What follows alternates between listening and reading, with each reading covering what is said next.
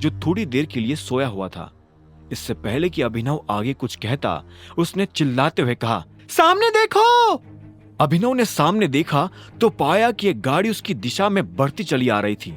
इससे पहले कि अभिनव अपनी गाड़ी का ब्रेक लगाता, सामने वाले ने अपनी गाड़ी रोक दी। उस गाड़ी का दरवाजा खुला और उसमें से एक लड़का बाहर निकल आया। यह लड़का और कोई नहीं बल्कि चिराग था। उसके चेहरे पर एक सुंदर सी मुस्कान थी। उस मुस्कान के साथ वो अनन्या और अभिनव की तरफ बढ़ा चला आ रहा था। अभिनव को समझ नहीं आ रहा था कि चिराग ने उन्हें इस तरह से रास्ते में क्यों रोका था। अब आगे क्या होने वाला था। चिराग अभिनव की गाड़ी की तरफ बढ़ता चला आ रहा था। इससे पहले कि अभिनव कुछ समझ पाता, अनन्या ने गाड़ी का दरवाजा खोला और बाहर निकल गई।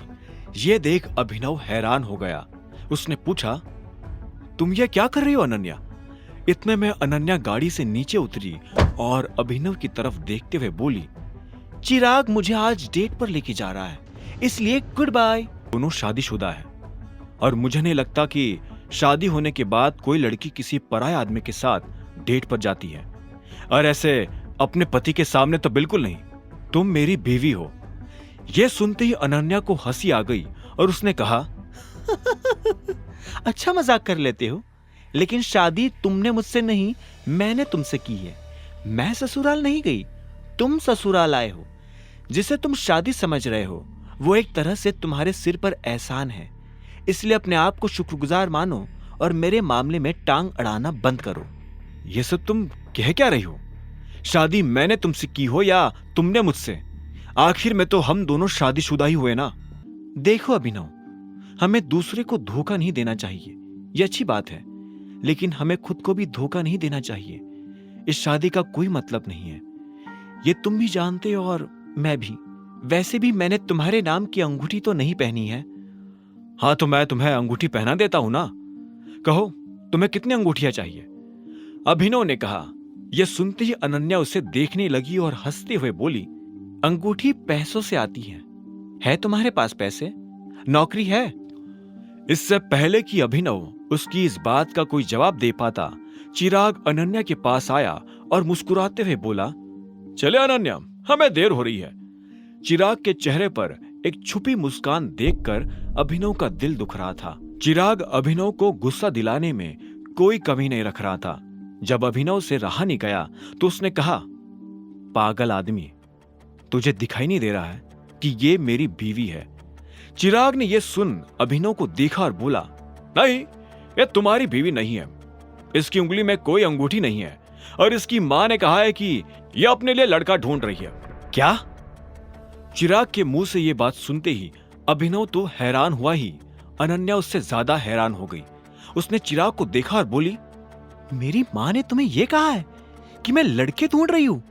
इतने में अभिनव ने बीच में आते हुए कहा, चिराग, मैं तुम्हें वार्न कर रहा हूं, मेरी बीवी से दूर रहो। चिराग ने अभिनव की धमकी को तो इग्नोर किया, लेकिन अनन्या की तरफ देखते हुए बोला, अनन्या, तुम्हारी मां को तुम्हारी बहुत चिंता है। हर मां यही चाहती है कि उसके बच्चे के साथ कुछ भी बुरा ना हो, इसमें गलत क्या है? चिराग की बात सुन अनन्या का गुस्सा थोड़ा शांत हुआ और उसने हां में सिर हिला दिया। इसके बाद उसने अभिनव को देखा और बोली, तुम मेरी गाड़ी लेकर घर पहुंचो, मैं रात तक आ जाऊंगी। चलो चिराग। नहीं अनन्या, प्लीज प्लीज मेरी बात सुनो। अगर तुम्हें अंगूठी चाहिए तो मैं तुम्हें लाकर दूंगा। अरे मैं तुम्हें अंगूठियों की पूरी फैक्ट्री। अभिनव जाती हुई अनन्या को रोकने के लिए यह सब कह रहा था, लेकिन अनन्या रुकने का नाम नहीं ले रही थी।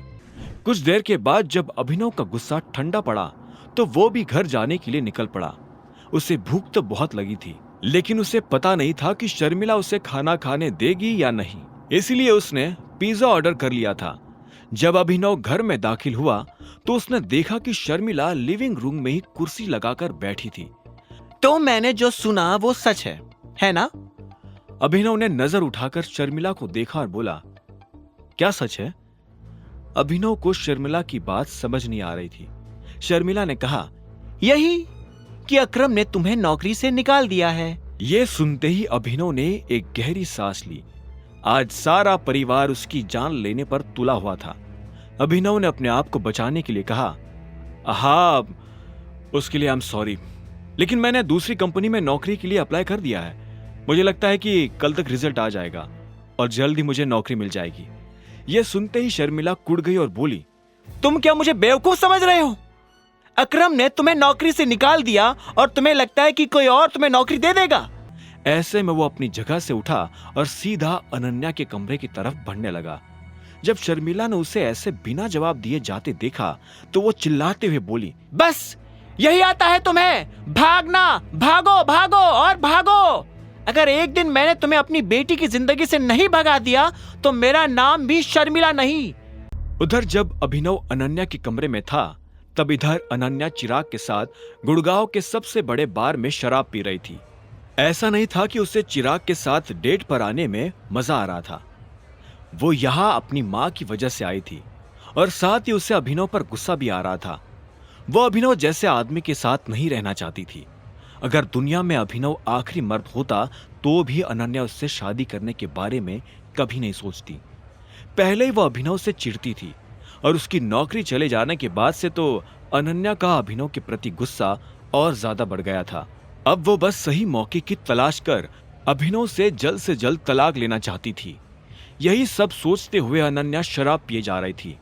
अब उसे अपने बिस्तर, अपने घर की याद आ रही थी। वो पहले ही थकी हुई थी और ऊपर से चिराग भी उसे पका रहा था। चिराग ने अपना ग्लास नीचे रखते हुए कहा, मैंने तुम्हारी मां से बात की। वो चाहती है कि हम दोनों एक दूसरे को डेट करें। इतना कहते ही चिराग अनन्या की आंखों में देखने लगा।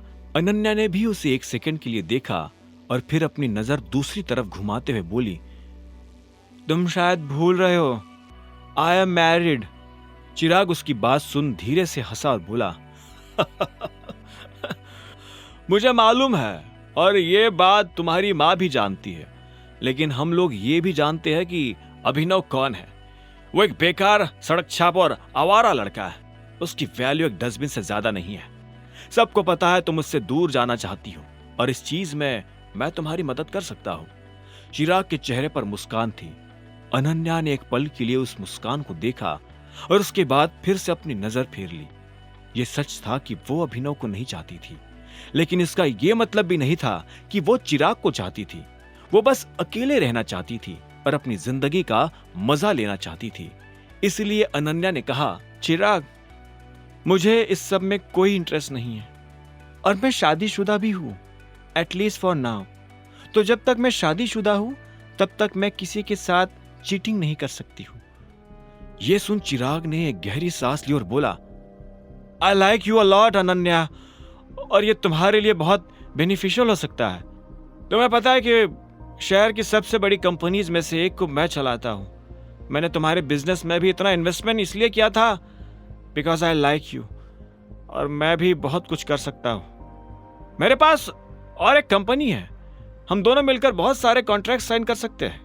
जैसे तुम्हारी और मेरी, हम दोनों की कंपनी को फायदा होगा। इस पॉइंट ऑफ टाइम पर तुम्हें अपनी लाइफ में ऐसे इंसान की जरूरत है जो तुम्हारे पैशन को समझे और उसे आगे बढ़ाने में मदद करे, और अभिनव जैसा अनाथ तो वैसा इंसान बिल्कुल भी नहीं है। चिराग इतना कहते ही अपनी बात पर हंसने लगा था। वो जिस तरह से अभिनव की इंसल्ट कर रहा था वो अनन्या को जरा भी पसंद नहीं आ रहा था। इसलिए अनन्या ने कहा, प्लीज थोड़ा ठीक से बात करो, उसने अपने पेरेंट्स को खोया है, तुम्हें उसके बारे में इस तरह से बात नहीं करनी चाहिए।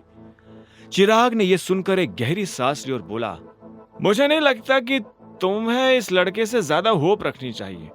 वो तो ठीक से स्ट्रगल भी नहीं कर सकता। अनन्या अब चिराग की और बकवास नहीं सुन सकती थी। ऐसे में उसने अपनी ड्रिंक खत्म की और अपनी जगह से खड़ी होकर बोली, काफी लेट हो गया है, मुझे चलना चाहिए। अनन्या, तुम्हें पता है ना हमारा कॉन्ट्रैक्ट इसी महीने एक्सपायर होने वाला है और हमें डील आगे बढ़ाने के लिए अगला कॉन्ट्रैक्ट साइन करना पड़ेगा। चिराग ने अनन्या को याद दिलाते हुए कहा। उसकी ये बात सुनते ही अनन्या के दिल की धड़कन रुक गई थी। उसे लग रहा था कि चिराग उसे दूसरे शब्दों में धमकी दे रहा है। बिना चिराग के अनन्या की कंपनी सरवाइव नहीं कर सकती थी, लेकिन वो ये भी नहीं चाहती थी कि चिराग इस बात का गलत फायदा उठाए। इसीलिए उसने कहा, चिराग, मुझे लगता है कि हमें पर्सनल और प्रोफेशनल मैटर्स को अलग अलग रखना चाहिए। यह हम दोनों के लिए बेहतर होगा। अनन्या की बात सुन चिराग मुस्कुराया। उसने अपनी ड्रिंक खत्म की और अपनी जगह से खड़ा होते हुए बोला, चलो मैं तुम्हें घर छोड़ देता हूं। इतनी रात को कैब से घर जाना गुड़गांव में सेफ नहीं है। यह सुनते ही अनन्या ने हाँ में सिर हिला दिया, लेकिन उसके दिमाग में अभी भी चिराग की बातें घूम रही थी। अब आगे क्या होने वाला था? क्या चिराग अनन्या के साथ साइन किया हुआ कॉन्ट्रैक्ट कैंसिल कर देता? क्या अपनी कंपनी को बचाने के लिए अनन्या अभिनव को डिवोर्स दे देगी? कुछ देर के बाद चिराग की गाड़ी अनन्या के घर के बाहर पहुंच चुकी थी। जैसे ही अनन्या दरवाजा खोलकर बाहर निकलने ही वाली थी कि इतने में चिराग ने कहा, भूलना मत कि कॉन्ट्रैक्ट मेरे हाथ में अनन्या, और तुम्हारे डिसीजन का उस पर बहुत बड़ा असर पड़ सकता है। इसलिए जो भी फैसला करो सोच समझ कर करना। अनन्या का मन तो कर रहा था कि वो चिराग से इस बारे में बहस करे, लेकिन वो जानती थी कि लगाम चिराग के हाथ में थी। इसलिए उसने सिर्फ हाँ में सिर हिलाया और नीचे उतर गई। बगीचे से घर के दरवाजे तक जाने में अनन्या कई बातें सोच चुकी थी। वो चिराग से शादी तो नहीं करना चाहती थी, लेकिन अपनी कंपनी को बचाने के लिए उसकी जिंदगी में यह नौबत भी आ सकती थी। उसे लग रहा था कि वो कुएं से निकलकर खाई में गिरने जा रही थी। इससे पहले कि अनन्या अपने घर का दरवाजा खुलवाने के लिए घंटी बजाती, अचानक से दरवाजा अपने आप खुल गया। दरवाजे की उस तरफ अभिनव खड़ा था। अभिनव को यूं अचानक अपने सामने देख अनन्या की दिल की धड़कन बढ़ गई। जब उसने अभिनव के चेहरे को देखा तो पहली बार उसे ऐसा लगा कि अभिनव काफी हैंडसम है। भले ही वो गरीब था, लेकिन ये बात कोई उसका चेहरा देखकर नहीं कह सकता था। अनन्या ने अभिनव से कड़क आवाज में पूछा, तुम यहां क्या कर रहे हो? उसे उम्मीद नहीं थी कि वो अभिनव को दरवाजे पर इस तरह से पाएगी। तुम कहां से आ रही हो और क्या किया तुमने? चिराग कहाँ है? जैसे ही अनन्या अपने कमरे में जाने वाली थी कि इतने में अभिनव ने उसे रोका और बोला, तुम्हें अंगूठी चाहिए ना? ठीक है, तुम्हें जो अंगूठी चाहिए मैं ला कर दूंगा, लेकिन तुम्हें प्रॉमिस करना होगा कि उसके बाद तुम किसी भी लड़के से डेटिंग के लिए नहीं मिलोगी। उस चिराग से तो बिल्कुल भी नहीं। यह सुनते ही अनन्या, जो कि कमरे में दाखिल होने वाली थी, उसने पलटकर अभिनव को देखा और देखते ही देखते उसके चेहरे पर हंसी आ गई। अभिनव अभी भी गंभीर चेहरे के साथ उसके सामने खड़ा था। अनन्या ने कहा, सीरियसली? मान लो कि अगर मैं कहूं कि मुझे डायमंड रिंग चाहिए तो तुम कैसे लाकर दोगे मुझे डायमंड रिंग? चोरी करोगे? कैसी बातें कर रही हो अनन्या? मैं तुम्हें चोर नजर आता हूं? तुम और तुम्हारी फैमिली मुझे जितना निकम्मा समझती है ना, मैं उतना निकम्मा हूं नहीं। अभिनव ने अनन्या की बात के जवाब में कहा। यह सुनते ही अनन्या जोर जोर से हंसने लगी। इतने भारी और स्ट्रेसफुल दिन के बाद अनन्या को इस तरह से खुलकर हंसने में काफी मजा आ रहा था। उसने हंसते हुए ही अभिनव से कहा, तुम बड़े मजाकिया हो अभिनव, लेकिन यह मत समझ लेना कि तुम हंसा हंसा कर मेरा दिल जीत लोगे। मैं अपना फैसला ले चुकी हूं और उस फैसले को तुम्हारा कोई जोक बदल नहीं सकता है। मैं ये मानती हूं कि तुम नाकारा हो, निकम्मे हो, और इसलिए मैं तुम्हें तलाक देना चाहती हूं। इस बारे में कल सुबह मैं पापा से भी बात करने वाली हूं। तुम एक चीज भूल रही हो, तुम तब तक मुझे तलाक नहीं दे सकती जब तक मैं ना चाहूं। मैं तुम्हें तलाक देकर रहूंगी और वो दिन भी जल्दी आएगा, बहुत जल्दी। अनन्या ने इतना कहा और अपने कमरे के अंदर जाने लगी, लेकिन इससे पहले कि वो कमरे में दाखिल होती, इतने में वो फिर से पलटी और बोली, अरे हां, एक और चीज, आज तुम इस कमरे में नहीं सोने वाले हो। अगर तुम्हें सोना ही है तो जाकर नौकरों वाले कमरे में सो जाओ। इतना कहते ही अनन्या ने कमरे का दरवाजा बंद किया और अंदर चली गई। अभिनव फिर से अनन्या के कमरे के बाहर बेसहारा सा खड़ा रह गया था। इस वक्त उसे मोंटी की सबसे ज्यादा याद आ रही थी। वो चाहता था कि जल्द से जल्द मोंटी वापस आए, अभिनव उससे बदला ले, फिर उस जासूस को पकड़कर बेनकाब करे और अपने पिता की गद्दी पर शान से बैठ जाए। तब उसे अनन्या और उसके कमरे की कभी जरूरत नहीं पड़ने वाली थी। जो लोग उसकी बेइज्जती करते थे, उसे गरीब कहते थे, अभिनव उन सभी को दिखाना चाहता था कि वो लोग अभिनव को नहीं, टाइगर को गाली दे रहे थे। नहीं, अगर मुझे लोगों को बताना पड़े कि मैं टाइगर हूं और तब वो मेरी इज्जत करे, ये अच्छा नहीं है। इन लोगों की इज्जत तो मैं कमाऊंगा, और वो भी इन्हें बिना बताए कि मैं कौन हूं। अभिनव ने अपने आप से कहा और एक गहरी सांस लेकर नौकरों के कमरों की तरफ बढ़ने लगा। जब वो कमरे में दाखिल होने ही वाला था कि तभी उसके फोन पर एक मैसेज आया। ये मैसेज प्रोटॉन पब्लिसिटी नाम की एक कंपनी की तरफ से अभिनव को आया था। वो अभिनव को अपनी कंपनी में नौकरी पर रखना चाहते थे। अभिनव ने इस कंपनी का बहुत नाम सुना था, लेकिन जब उसे पता चला कि ये कंपनी उसी की है तो उसके होश उड़ गए। उसने सपनों में भी नहीं सोचा था कि वो इतनी बड़ी कंपनी का मालिक हो सकता है। अगले दिन सुबह अभिनव तैयार हुआ और सीधा प्रोटॉन पब्लिसिटी कंपनी के ऑफिस पहुंच गया। उस कंपनी की बिल्डिंग अभिनव की उम्मीद से भी ज्यादा बड़ी थी। बिल्डिंग देखकर अभिनव की नजर में अपने पिता की इज्जत और ज्यादा बढ़ गई थी। वो इस वक्त बता नहीं सकता था कि अंदर से उसे कैसा महसूस हो रहा था। अभिनव दरवाजे से अंदर दाखिल हुआ और कॉरिडोर में चलने लगा। उसकी नजर अभी भी बिल्डिंग पर से हटने का नाम ही नहीं ले रही थी। वो एक बहुत बड़ी बिल्डिंग थी जहां पर काफी सारे लोग काम कर रहे थे। हाय, अभिनव ने इस बीच एक लड़की से कहा जो अपने फोन पर किसी से बात कर रही थी। उस लड़की ने अभिनव को एक सेकंड के लिए रुकने को कहा। अभिनव वही खड़ा हो गया था। जैसे उस लड़की की बात खत्म हुई तो उसने अभिनव से पूछा, जी, how may I help you? जी, मेरा नाम अभिनव गढ़। इससे पहले कि अभिनव अपना असली नाम बताता, उसे अपनी आंखों के सामने वो ऑफर लेटर नजर आने लगा था जो उसे कल रात मिला था। उसमें अकरम ने अभिनव का सरनेम गढ़वाल से बदलकर शर्मा कर दिया था ताकि किसी को अभिनव पर शक ना हो। ऐसे में अभिनव ने अपनी गलती सुधारी और उस लड़की से बोला, जी, मेरा नाम अभिनव शर्मा है और मैं यहाँ। इससे पहले कि अभिनव अपनी बात पूरी कर पाता, उस लड़की ने अभिनव की बात बीच में काटी और बोली, अच्छा, तो तुम ही हो अभिनव शर्मा, न्यू ज्वाइनी, वो सेक्रेटरी वाले पोस्ट के लिए? हाँ जी, वो मैं ही हूँ। अभिनव ने मुस्कुराते हुए उस लड़की की बात का जवाब दिया। उस लड़की ने हाँ में सिर हिलाया और बोली, ठीक है, आप वहां से लिफ्ट ले लीजिए फॉर 10th फ्लोर। फिर लिफ्ट से बाहर निकलते ही राइट हैंड साइड पर पहला ऑफिस आप ही का है। यहाँ जितने भी सेक्रेटरीज काम करते हैं उनका ओवरऑल हेड आपको वहीं पर मिलेगा। अभिनव ने हाँ में सिर हिलाया और उस लड़की को थैंक यू बोलकर लिफ्ट की तरफ बढ़ने लगा। जब वो लिफ्ट की तरफ जा रहा था तो वहां काम करने वाले बाकी लोग उसे घूरते हुए देख रहे थे। अभिनव को समझ नहीं आ रहा था कि सारे लोग उसे इस तरह से घूर क्यों रहे हैं। कुछ देर के बाद जब लिफ्ट का दरवाजा खुला तो अभिनव 10वें माले पर पहुंच चुका था। जब वो लिफ्ट से बाहर आया तो इधर उधर देखने लगा तो उसने पाया कि एक भी आदमी कॉरिडोर में नहीं था। अभिनव को लगा कि क्योंकि इस फ्लोर पर सभी बड़े लोग बैठते हैं, शायद इस वजह से सब अपने अपने कामों में बिजी होंगे। अभिनव अपने राइट हैंड साइड पर बने कैबिन की तरफ बढ़ने लगा था। उसने कैबिन का दरवाजा खटखटाया, लेकिन उसे अंदर से कोई जवाब सुनाई नहीं दिया। उसने इस बार और जोर से दरवाजा खटखटाया, लेकिन अंदर से फिर से कोई जवाब नहीं आया। ये देख अभिनव हैरान हो गया। उसे समझ नहीं आ रहा था कि अंदर चल क्या रहा है।